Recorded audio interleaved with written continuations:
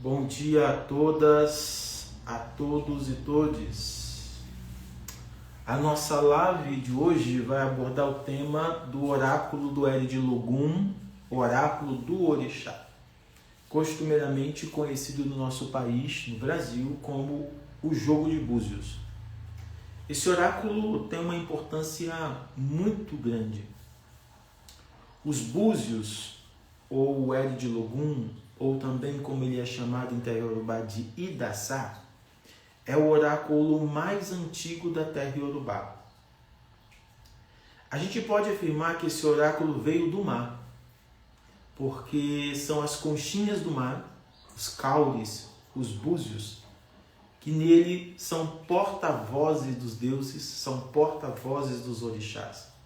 Os orixás respondem, falam através dessas conchinhas do mar, através desses caules que são sagrados para nós. Em tempos remotos, os caules também foram moeda de troca. As pessoas pagavam umas às outras, né, com os caules, né? Uma quantidade de caule valia isso, outra quantidade de caules valia aquilo. Então o caules já foi uma moeda, já foi um dinheiro, uma forma de pagamento, não só na terra Yorubá, mas em muitas outras localidades, né? Em várias outras culturas, utilizaram o caules como meio de pagamento, né? De troca e de dinheiro de situações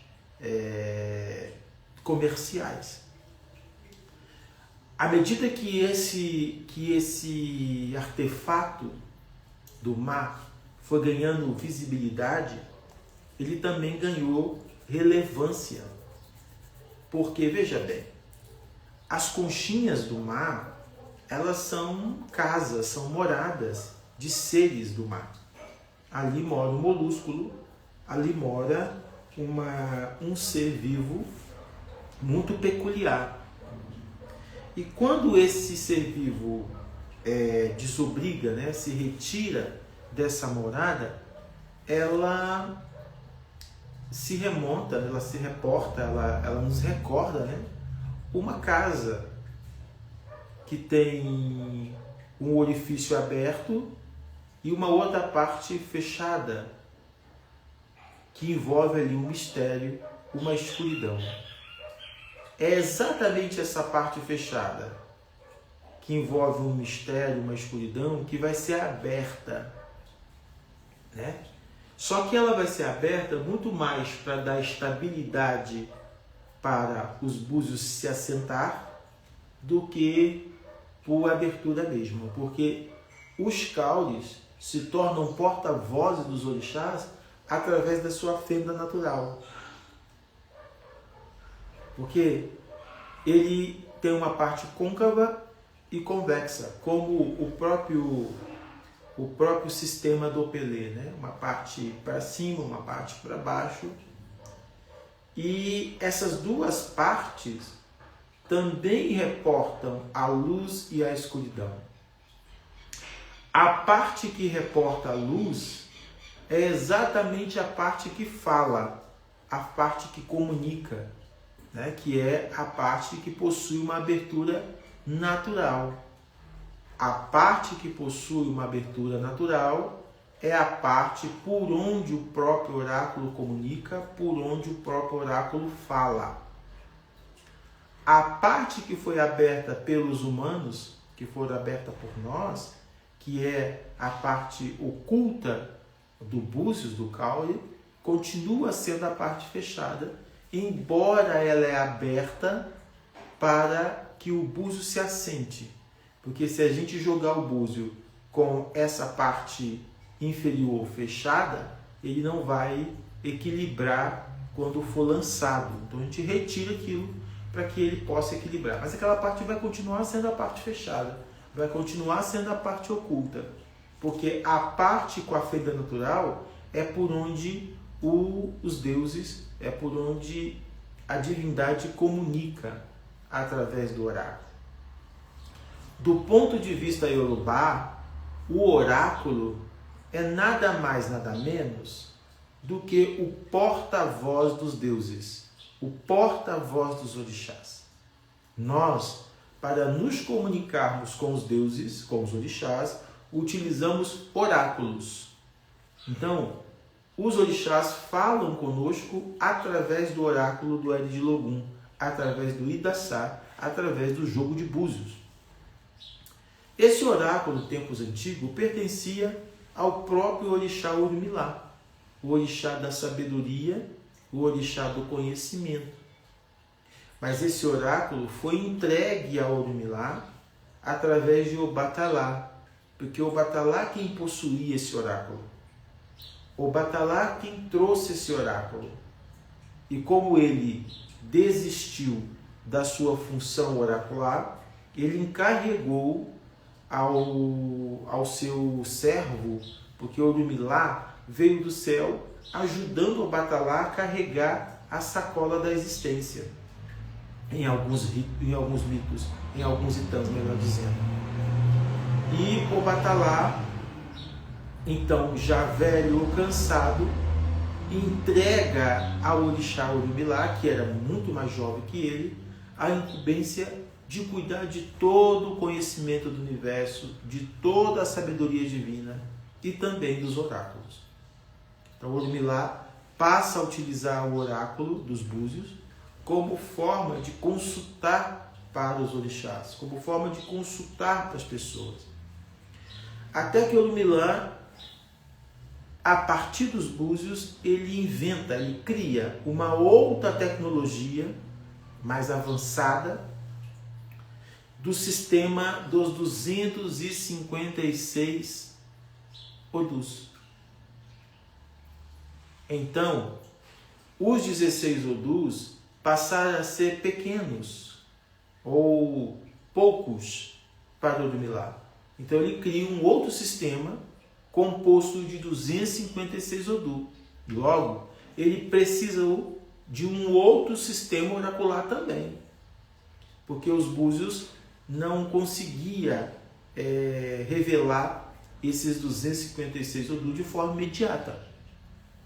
Então o que Orumilá faz? Orumilá aposenta o Eri de Logum e cria o Opelê, que numa lançada, que numa única caída, manifesta um dos 256 Odus. Oxum, sabendo que Orumilá tinha deixado de lado o Eri de Logum, pediu a Exu que Exu conseguisse esse oráculo para ela. Exu, que é muito amigo de Oxum, roubou esse oráculo de Orumilá sem que ele soubesse e deu esse oráculo para Oxum. Quando Orumilá ficou sabendo, Oxum já estava dominando esse oráculo, porque Exu conhecia a técnica. Exu conhecia o sistema do Eri de Logum. Então Exu transmite para Oxum a técnica, o conhecimento do Eri de Logum. E Oxum era esposa de Orumilá. Então ela também tinha conhecimentos oraculares. Ela também tinha uma sabedoria oracular. Não é verdade? E ela passa a ser a detentora desse oráculo junto com Exu. O Eri de Logum tem Oxum e Exu como detentores dele.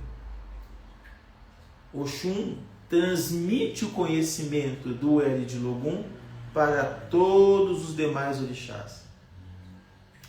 Oxum se encarrega de compartilhar o conhecimento do Eri de Logum a todos os demais orixás. Então, cada um dos orixás ligado a Oxum também passaram a usar o Eri de Logum como sistema oracular. E foi então que o Eri de Logum passou a ser o oráculo do orixá. Ele ser o oráculo do orixá não tira do Eri de Logum a sua condição mesma de oráculo de Ifá. O Eri de Logum continua sendo um oráculo de Ifá, porque todos os oráculos pertencem a Ifá. O Ifá é o patrono de todos os oráculos, e Orumilá é o Senhor que conhece e domina todos os oráculos. Oxum e os demais orixás passar a utilizar o sistema do Eri de Logum, o sistema de Ifá do Eri de Logum, para comunicar com seus devotos, para comunicar com o seu povo. Mas o Eri de Logum segue sendo um sistema oracular de Ifá, porque todos os oráculos pertencem a Ifá. Todos os oráculos são detidos por Ifá. Inclusive o Eri de Logum, que é o primeiro oráculo de Ifá, que é o oráculo mais antigo de Ifá. E foi assim que o oráculo do Eri de Logum chegou até os nossos dias, com uma utilidade muito grande, com um grau de importância muito grande, porque na diáspora e também na terra Yorubá, este oráculo continua sendo utilizado pelos seus adeptos, pelos adeptos dos orixás. No Brasil, o oráculo mais consultado pelas pessoas é o oráculo do Eri de Logum, é o jogo de búzios.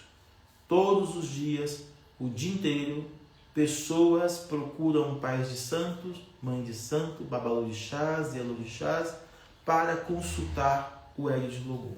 É o oráculo popular no Brasil. Você anda pelas ruas, você vê propaganda de jogo de búzios, você abre a internet e você vê propaganda de jogo de búzios, você vê nos portes propaganda de jogo de búzios, nos muros e por aí vai. É um oráculo que ficou muito popular e muito conhecido no Brasil, porque o Brasil é uma terra impregnada de orixá, de norte a sul, leste a oeste. Todo mundo neste país conhece orixá. Todo mundo nesse país sabe o que é orixá, porque o orixá está impregnado do Brasil e o Brasil está impregnado de orixá. Apesar de todo o preconceito, apesar de toda a desfaçatez, como esse padre aí, católico, lá do interior do Nordeste, que veio dizer que os orixás não salvaram Preta Gil, que os orixás não ressuscitaram Preta Gil, né? A desfaçatez do racismo institucional, impregnado de narrativas que servem para descredibilizar a nossa tradição. A gente poderia falar um monte de coisas para responder à altura a esse padre, mas ele é tão ignorante, mas tão ignorante, mas tão ignorante, que ele nem merece resposta. Porque a ignorância dele é o suficiente para colocar ele num lugar de pouco caso, de indiferença e de desprezo. Porque no século XXI a gente ainda está falando dessa maneira, a gente está conversando com essas pessoas dessa maneira, e isso revela atraso, uma mentalidade atrasada. A mentalidade do racismo ela não é só atrasada. A mentalidade do racismo é uma mentalidade desumana. E o nosso país é governado por uma mentalidade desumana. Enquanto a mentalidade cristã for a mentalidade dominante numa sociedade, a violência vai imperar sobre ela. Porque a base do cristianismo é a violência. A base do cristianismo é violentar o outro de todas as maneiras. A gente pode ver isso pela história e podemos ver isso por uma ascensão de um fundamentalismo que nada mais, nada menos denuncia do que a queda, do que a derrocada do cristianismo. O cristianismo é a religião que mais vem decaindo, que mais vem desaparecendo. Então eles estão num embate terrível, num embate, numa luta gigante para poder manter erguido uma religião que está perdendo completamente o seu lugar de mundo, a sua crença de mundo. É a religião que mais decai, é a religião que mais vai secularizando, porque os mitos dela, porque toda a doutrina dela vai perdendo consistência. Então, como as lideranças perceberam isso, elas precisaram reivindicar uma tecnologia, que é o fundamentalismo, o fundamentalismo é uma tecnologia, o conservadorismo é uma tecnologia. Eles reivindicaram o uso dessa tecnologia, que é o fundamentalismo, que é o conservadorismo, para numa tentativa de manter a religião cristã no mundo. Uma religião de dominação, uma religião de exclusão e uma religião de violência. Então, o que esse padre falou a respeito dos orixás, a respeito da cantora Preta Gil, é violência. Violência epistemológica, violência cultural, violência de narrativa, racismo, discriminação. É crime num país decente. Se as leis vigorassem, de fato, ele deveria ser criminalizado. Porque nós vivemos num país de direitos e onde a população praticante dos cultos tradicionais africanos tem o direito de praticar suas tradições de igual maneira como qualquer outro culto. Então, Orixá salva. Orixá salva. Orixá nos salva todos os dias. O Orixá nos mantém erguido todos os dias. E não é porque nós morremos que o Orixá parou de salvar.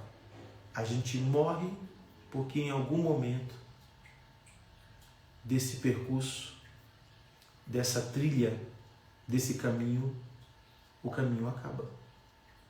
Em algum momento, o caminho se finda. Em algum momento, a gente para a nossa peregrinação, a nossa andarilhagem. O fim desse caminho, o fim dessa andarilhagem, vai chegar para todos nós. Todos nós vamos chegar no final do caminho.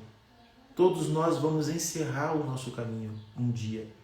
E para Preta Gil, ele encerrou naquele dia. Quando o caminho se encerra, apesar da dor que ele gera, é também celebração. Porque nós estamos voltando para casa. A nossa verdadeira casa, a nossa verdadeira moradia não é esse mundo. A nossa verdadeira casa, a nossa verdadeira moradia está na eternidade. É lá que está a nossa verdadeira morada. Aqui estamos de passagem. Aqui estamos em trânsito. E exatamente por estarmos em trânsito aqui, em algum momento nós vamos encerrar essa jornada. E quando ela encerra, é hora da gente retornar, da gente voltar à nossa morada eterna.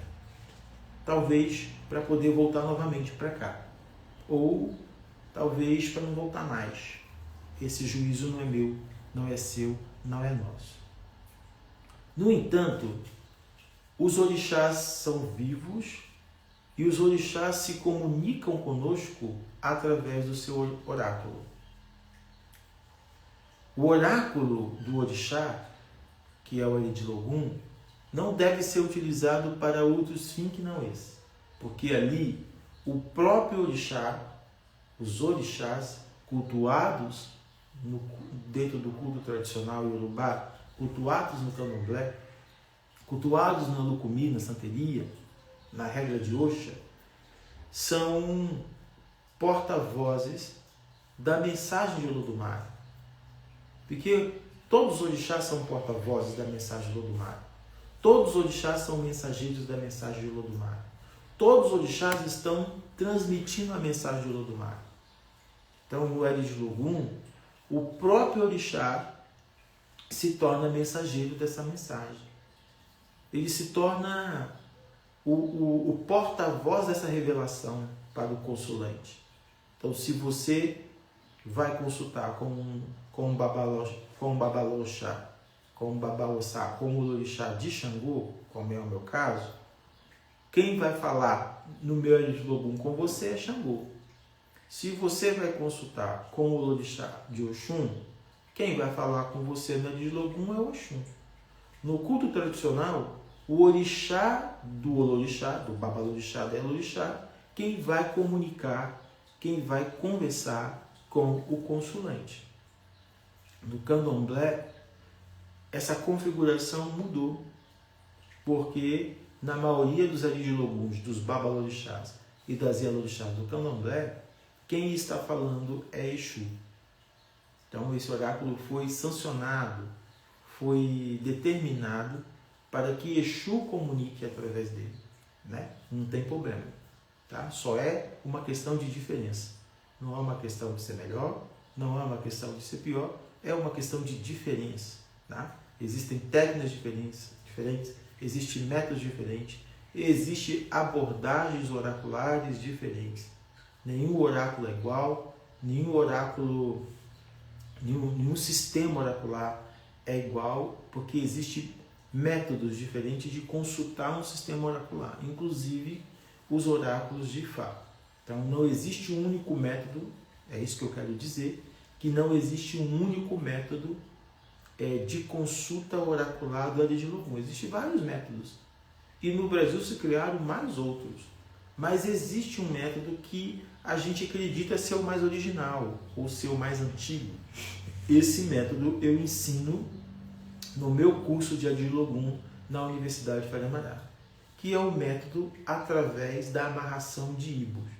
Tá? O método de Aridilogun que eu ensino utiliza a amarração de Ibo para determinar questões que se apresentam para o oráculo. Eu uso esse método e ensino esse método que a gente acredita ser o método mais antigo de consulta oracular com o Aridilogun.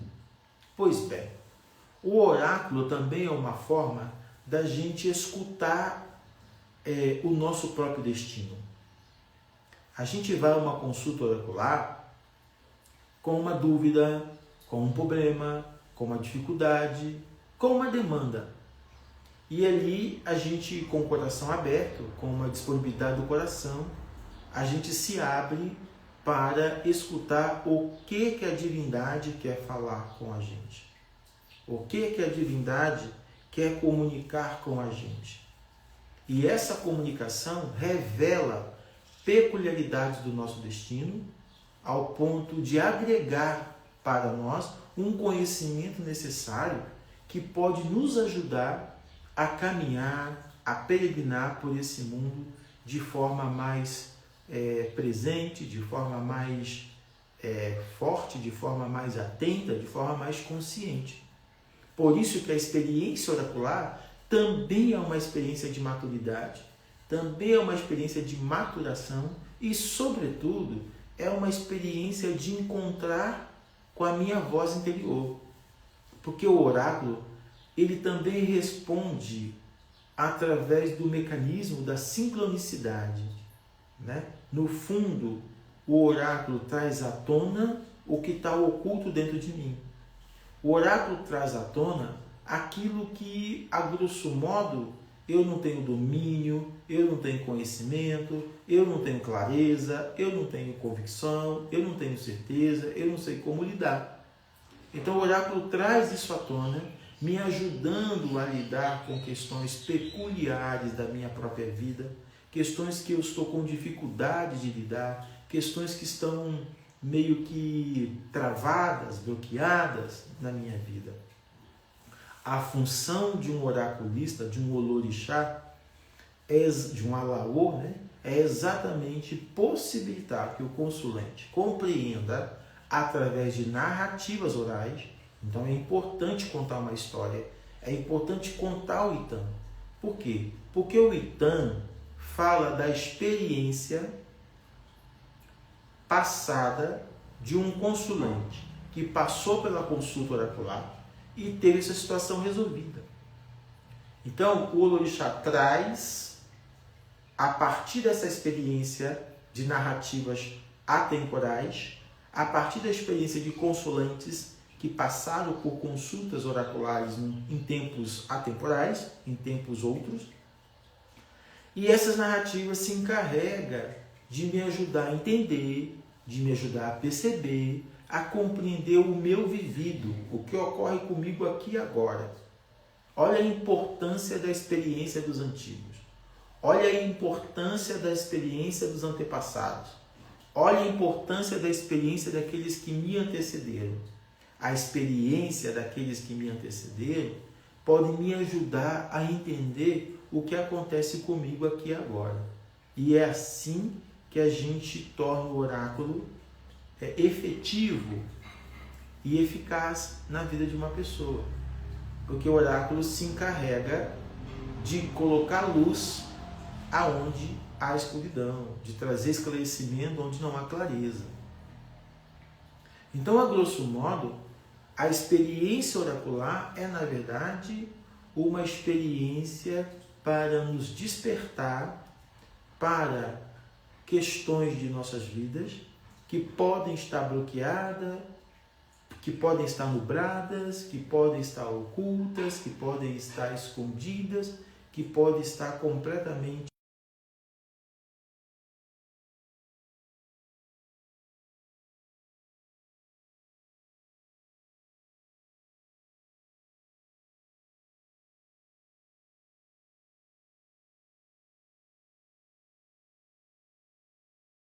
divina. Por que experiência divina? Porque ao ouvir a voz do divino, ao despertar para a comunicação divina, a gente adentra o mundo da divindade. Porque ali é o próprio orixá falando com a gente. É o próprio orixá comunicando com a gente. É o próprio orixá dando direções, direcionamentos à nossa própria vida. De certa forma, o oráculo captura a nossa energia através da sincronicidade. Porque o próprio oráculo, ele é um sistema de força. O próprio oráculo tem uma força. O próprio oráculo tem uma energia. O próprio oráculo tem um magnetismo. Então o oráculo consegue, através do seu nome, através do nome da sua mãe, através da sua data de nascimento, o oráculo consegue capturar a energia do indivíduo, da pessoa que está sendo convocada diante dele. Ele captura essa energia. Ele alcança essa energia. E ao alcançar essa energia, ele consegue trazer dados. Porque não esqueça que o oráculo é uma forma de HD. É um grande HD.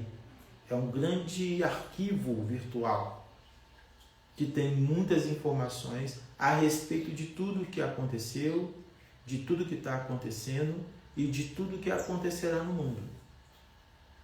Então o oráculo faz uma captura dessa energia.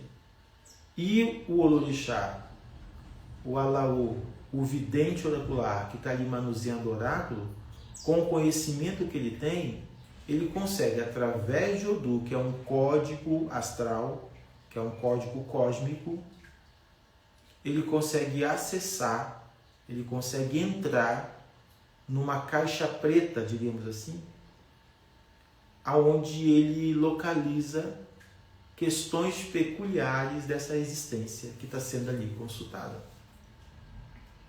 O conhecimento do oraculista é muito importante diante dessa realidade do consulente. Sem conhecimento, o oraculista, via oráculo, baseado em Odu, não vai conseguir muita coisa. Às vezes a pessoa tem uma evidência a outra. Às vezes a pessoa tem uma percepção avançada da realidade ou outra. E aí o que ela fala no Aedes Logum acaba sendo fruto dessa tecnologia, dessa experiência, dessa bagagem que ela tem, desse talento, dessa criatividade, dessa carisma, dessa vocação, desse dom que ela tem. Mas quando a gente fala de consulta oracular no Aedes Logum, baseada no sistema Odu, nós estamos falando de um conhecimento muito avançado. Nós estamos falando de um conhecimento muito preciso. E aí, para oracular para alguém baseado em Odu, a pessoa precisa conhecer o Odu. Não basta ela ter um dom de evidência de ver. Ela pode até ver, pode ter o dom de evidência, pode acertar muita coisa, mas ela não está usando o sistema Odu para consultar o de Logum. Ela está usando a evidência que ela tem, o talento que ela tem, o dom que ela tem. Por quê? Porque ao utilizar o de Logum, você vai usar o sistema de Odu para analisar, para poder traduzir, para poder falar com o consulente, baseado no Odu. Não que a sua evidência, não que a sua intuição, não que o seu carisma, o seu dom não vai entrar em cena. A grosso modo, todo oraculista tem dom de vidência. Todo oraculista é de antemão um vidente. Porque o próprio lugar de oraculista, a própria condição de oraculista é uma condição de vidência. A própria condição do oraculista é uma condição de ver além. Só que você vê além através das conchinhas do mar, através dos caules, através dos búzios, mas baseando-se, utilizando de um sistema de Odu, de 16 Odus. Eles são 16 Odus. Uma sequência de 16 Odus. Essa sequência de 16 Odus reporta-se a 16 caminhos que nos leva a um lugar, a um referencial, né? A uma condição de referencial sobre a vida da pessoa. Entende? Sobre a vida da pessoa. E esse caminho, que é um caminho de referência, né, que a gente pode dizer assim, da pessoa, ele é também um caminho que produz por si só as condições de vida da pessoa. Então nós temos 16 caminhos, que são 16 possibilidades de alcançar a natureza própria da vida, do problema, da realidade, da condição de uma pessoa. E tem uma última caída, que a gente chama de caída 17, chamada Opira, que é uma caída que é um final de percurso, assim diríamos, né? Porque quando Opira aparece no Ed de Logum, a gente está diante de um impasse na vida do consulente. Então, Opira é sempre uma queda. Opira é sempre um acidente.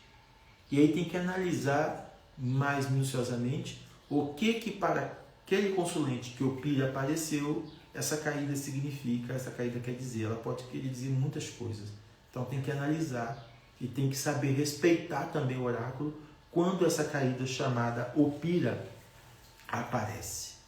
Então são 16 atalhos, 16 possibilidades. E elas são: a primeira é Ocaran, a segunda é Ejioku, a terceira é Etaogundá, a quarta é Irosso, a quinta é Oxê, a sexta é Obará, a sétima é Odi, a oitava é Ejunilé, a nona é Ossá, a décima é Ofum, a 11ª é Onori, a 12ª é Gila Sheborá, a 13ª é Icá, a 14ª é o Begundá, a 15ª é Ireté e a 16ª é Aláfia e a 17ª, que é uma caída, não é o Odu, é Opira.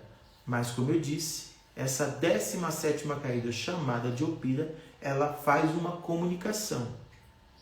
Ela dá um comunicado, ela tem um sentido, porque quando essa caída aparece, se o 16 é todos os búzios abertos, o 17 é todos os búzios fechados. Então ela é um final de túnel, ela é uma queda, é um acidente, é um impasse, está tudo fechado. É recomendável, inclusive, fechar o próprio oráculo, recolher o próprio oráculo, descansar o próprio oráculo. Porque o Opira fecha o oráculo, bloqueia o oráculo, dá um ultimato.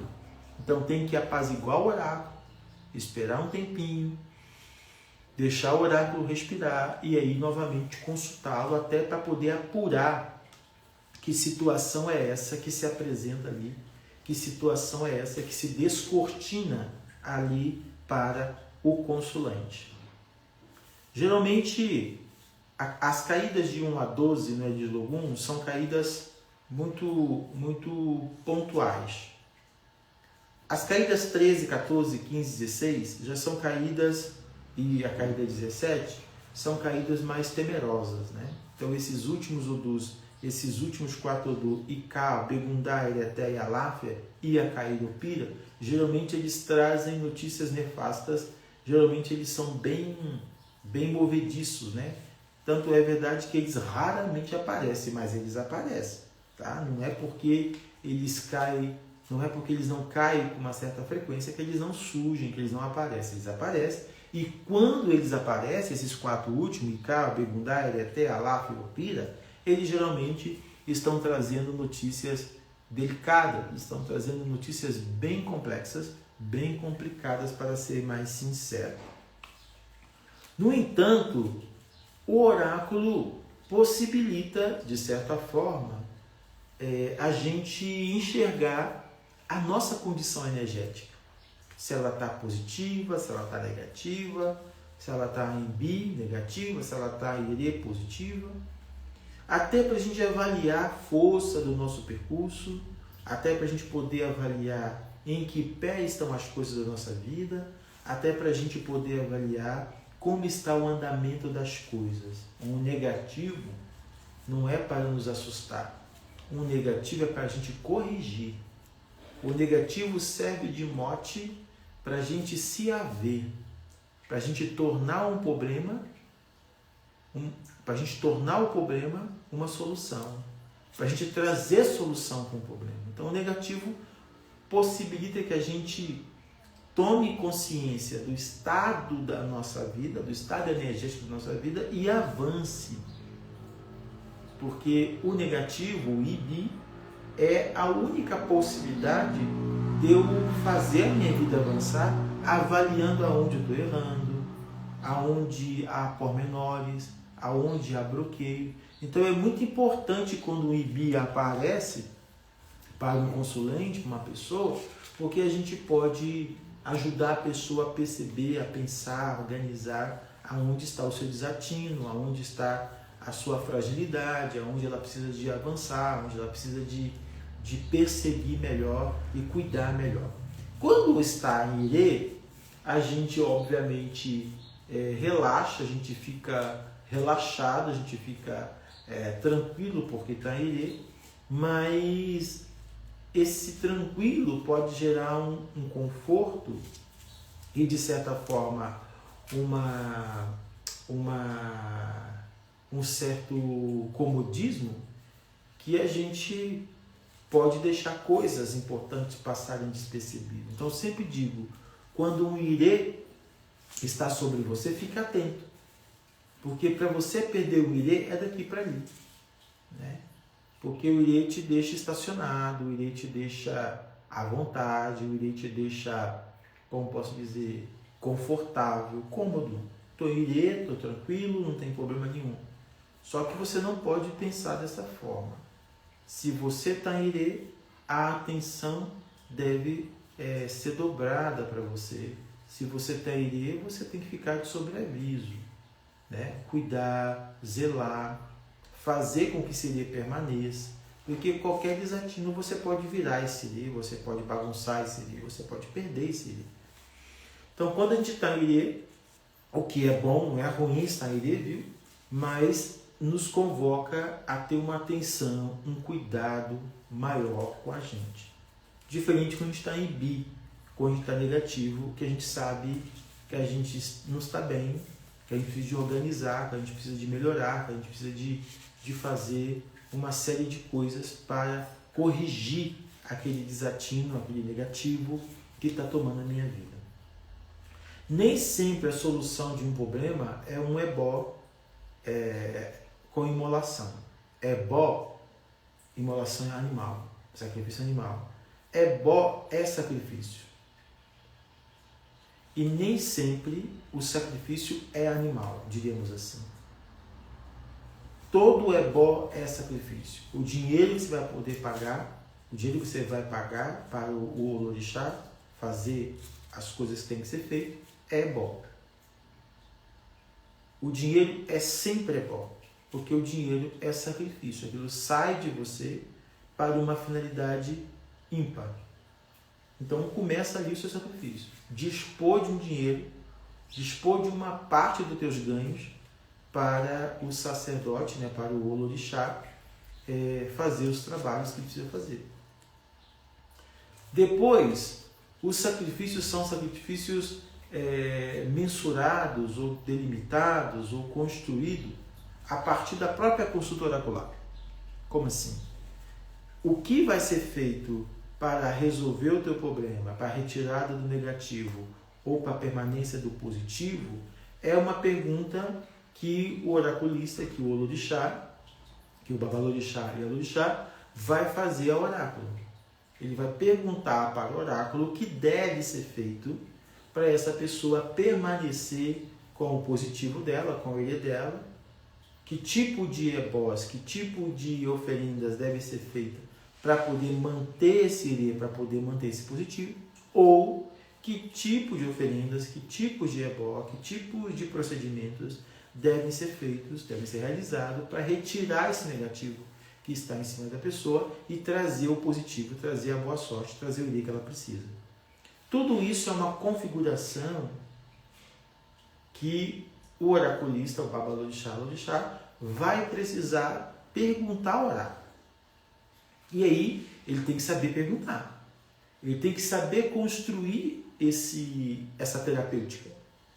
Ele tem que saber construir esse argumento que possibilita ao Ifá responder o que se faz necessário, o que é necessário para solucionar o problema do consulente. O oraculista, o Olorixá, o Babalorixá, precisa saber perguntar ao Ifá, porque Ifá gosta de ser perguntado. Ifá gosta de responder perguntas. O oráculo gosta de responder perguntas. Mas para o oráculo te responder perguntas, você precisa saber fazer perguntas. E a pergunta tem que ser muito clara para o oráculo, para que o oráculo possa te dar respostas claras. Você não pode fazer qualquer pergunta. A pergunta não pode ser de qualquer jeito. Boas perguntas, boas respostas. Ifá é sobre fazer perguntas. Se você faz boa pergunta, se você constrói bem a tua pergunta, a resposta também será salutar, a resposta também será muito boa. Então vale a pena a gente pensar isso aí, porque na hora de fazer a pergunta, ela tem que ser bem formulada, ela tem que ser bem elaborada, ela tem que ser bem construída, para que a resposta, de igual maneira, seja dada de forma bem elaborada, bem construída. O consulente pode fazer pergunta, e muitas das vezes o consulente não sabe como fazer a pergunta. Então o Olorixá precisa formular ao oráculo, de forma decente, essa pergunta. O Olorixá precisa saber construir essa pergunta para o oráculo, para que o oráculo dê a resposta eficaz que o consulente precisa ouvir. Uma pergunta confusa, uma pergunta que não está bem construída, pode deixar o oráculo confuso e pode fazer com que o oráculo também responda de forma confusa. Então, o Olorixá, o Babalorixá, a Yalorixá, precisa saber construir bem a pergunta para o oráculo. Precisa traduzir bem para o oráculo a pergunta que o consulente está fazendo. E a partir disso, o oraculista, né, o Olorixá, o Babalorixá e a Yalorixá, coloca na mão do consulente o Ibo, para que o Ibo traga a resposta. O Ibo vai trazer uma resposta de sim e de não. Mas quem vai trazer a resposta de sim e de não, através da amarração do Ibo que foi colocado na mão do consulente, é também o Odu. Se o Olorixá conhece o Odu que está trazendo a resposta, seja ela sim, seja ela não, ele vai saber interpretar esse sim e esse não. Porque o Odu, ele tem uma oralitura, o Odu tem uma literatura, os Odus têm narrativas próprias. Então, se o Olorixá, se o Babalorixá, se a Elorixá conhece as narrativas próprias desse Odu, ele consegue interpretar aquele sim, aquele não, trazido através do Ibo, cujo Odu determinou. Então, o Odu sempre determina o Ibo. O Ibo não é determinado da cabeça do Olorixá, do Babalorixá, do Elorixá, do Babalô. O Ibo é determinado por um Odu. O mais velho sempre ganha precedência. Então, você lançou o Búzios e apareceu Ossá, que no Búzios é o 9, e lançou uma outra queda, e apareceu Irossum, que no Eres Logum é o 4, então nós temos aí uma matemática. Do lado direito, representada pelo Ossá, que é o 9, e do lado esquerdo, representada pelo Irossum, que é o 4. Qual que é mais velho? O mais velho é Irossum. Então é Irossum quem vai determinar o Ibo. Logo, você vai bater na mão esquerda do consulente. O Ibo que está trazendo a resposta está na mão esquerda do consulente, porque você só está virado do lado contrário. Então, a mão esquerda do teu consulente vai estar do lado de cá, a mão direita vai estar do lado de lá, contrário à sua. Então, você faz um X para poder localizar esse Ibo. E o Ibo que tiver na mão do consulente, se for sim, é o búzio dobrado, se for não, é o osso de um bicho morto. Esse Ibo vai dar a resposta mediante o Odu que se apresentou. Porque é um sim ou é um não, mas é um sim de que forma? É um sim com que teor? Esse teor desse sim, esse teor desse não, está mediado pelo Odu que está trazendo a resposta. No caso aqui, é Irossum. Então, diante da questão que foi colocada por oráculo, o Ibo se apresentou no não, é um não. Mas o que ilustra esse não é o Odu que trouxe essa resposta, que é Irossum. Então, o conteúdo de Irossum, a oralitura do Irossum, a literatura em torno de Irossum, que o Olorixá precisa dominar, vai possibilitar ele a interpretar esse sim ou esse não que se apresentou na mão do consulente. Pouquíssimos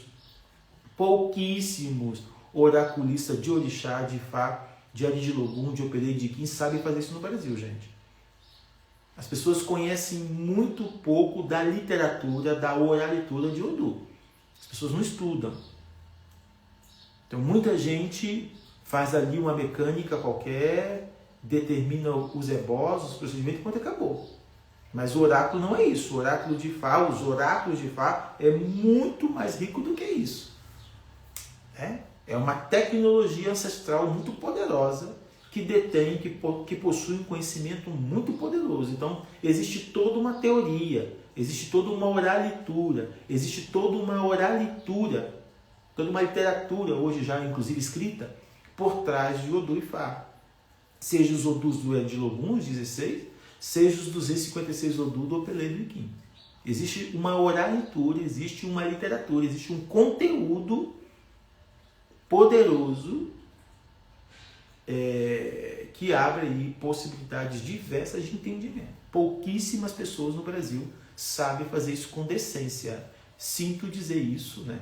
Mas é bem da verdade. As pessoas são muito corriqueiras, elas estão muito mais preocupadas na economia do oráculo, né?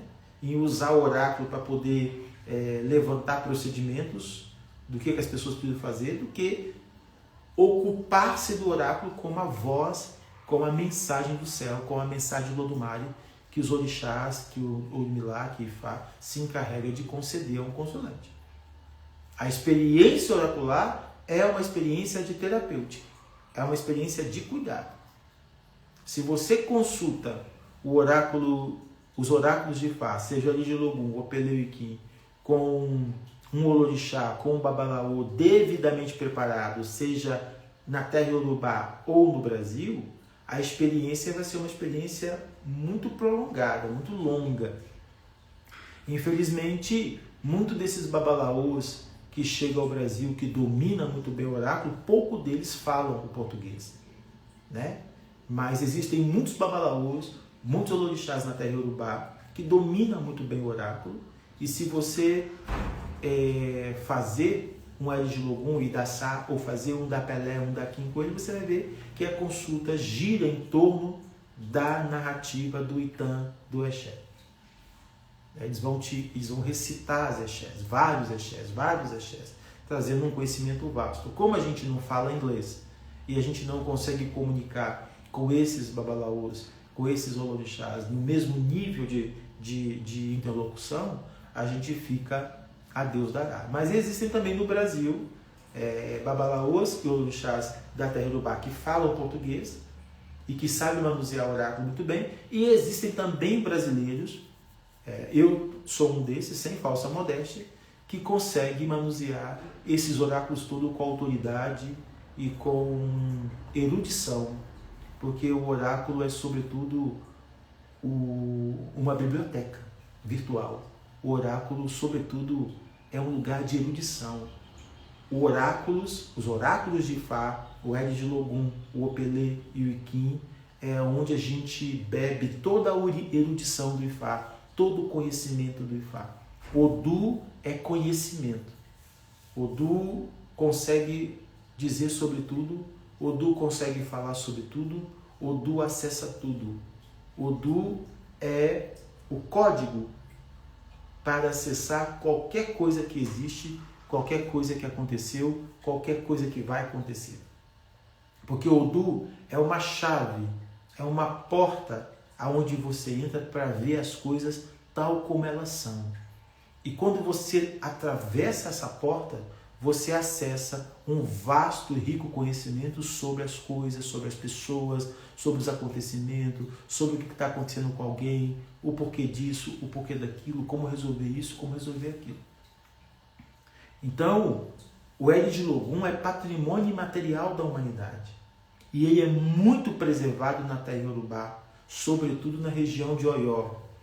Ali na região de Oió, existem muitos olorixás que praticam o Eri de Logum de forma muito poderosa. Vocês podem ver isso entre o povo de Xangô, entre o povo de Oxum, entre o povo de Obatalá, entre o povo de Oiá, entre o povo de Exu, né?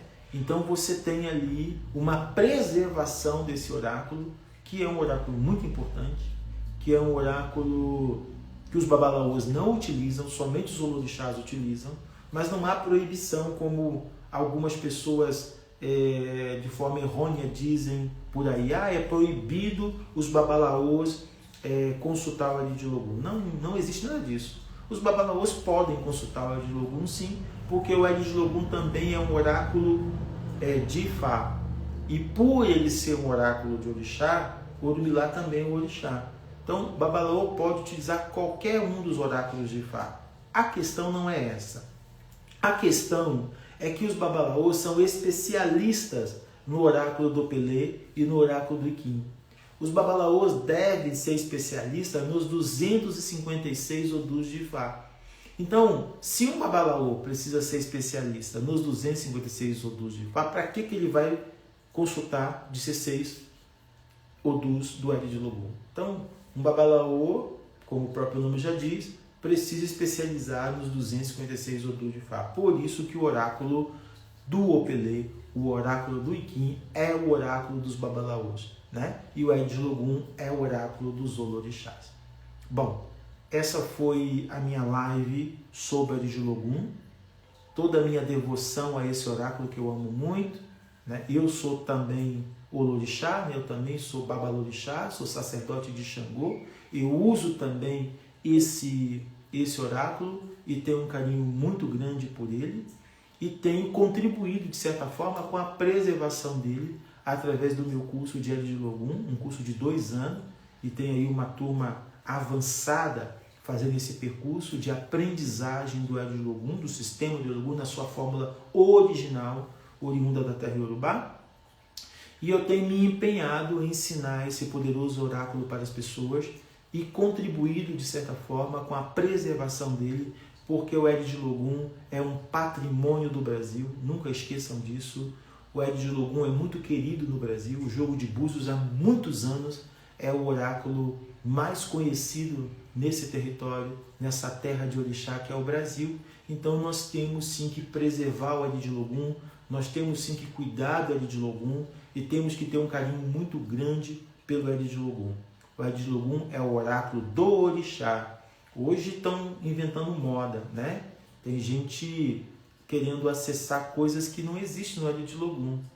Por exemplo, o Ed de Logum, tal como ele é pensado, tal como ele foi construído, ele é um oráculo para consultas de orixás, embora cultos outros também usam, como o culto de Ebé usa o Ed de Logum, como o culto de Ami usa o Ed de Logum. Mas o oráculo do Ed de Logum, através do sistema dos 16, é um oráculo para comunicar a mensagem de Olodumare através dos orixás. Então tem algumas coisas que não se apresentam ali, tem algumas coisas que são próprias do sistema do Pele e do Iquim, né? Tem algumas coisas que são típicas desse sistema dos 256 Odus que é utilizado por esse oráculo que é o Pele e Iquim e que não se apresenta no Ed de Logum. E as pessoas acabam fazendo confusão, conflituando, porque hoje no Brasil, desde a ascensão do culto de Amin, do culto de Ebé, do culto de Ouro e também do culto de Egungun, que até então estava fechado na Ilha da Taparica, mas desde que o culto tradicional começou a iniciar pessoas em Egungun, isso ficou mais aberto, mais evidente, inclusive com um monte de equívocos, né? Mas isso é uma história para outro momento. As pessoas acabam transformando o Ed de Logum numa apoteose que não é dele. O Ed de Logum, através dos seus 16 Odus, é bem peculiar, porque cada um dos 16 Odus do Ed de Logum representam, de certa forma, um orixá ou um grupo de orixás, né? Então, se você começa lá do 1, Ocaran, ele tem relação com um determinado orixá. O segundo, Ejioco, com outro orixá. O terceiro, Itaogundá, com outro orixá. Irosso, o quarto, com outro orixá. Oxê, o quinto, é o Odu de Oxum, né? Depois o sexto, Obará, e por aí vai. Então, existe na literatura e na oralitura do Ed de Logum todo esse fundamento, toda essa fundamentação que se apresenta na própria narrativa, no próprio Itã, que você pode ali localizar quando o Odu se apresenta, o tipo de orixá, qual orixá está transitando naquele Odu, né? Mas a gente deixa esse papo mais polêmico de como o Ed de Logum tem sido reinventado na sociedade brasileira nesse atual momento, onde a tradição também passa por um rebuliço, né? Você vê aí um trânsito entre as práticas diaspóricas e as práticas tradicionais. Isso é um tema que a gente vai abordar numa live somente sobre esse assunto, de que forma esse trânsito, essa interpenetração entre o culto tradicional e o culto diaspórico contribui ou não contribui com a preservação da nossa tradição. Eu fico por aqui, um abraço, uma ótima quinta-feira, até amanhã, e Fá Bel Aú, axé, axé e axé.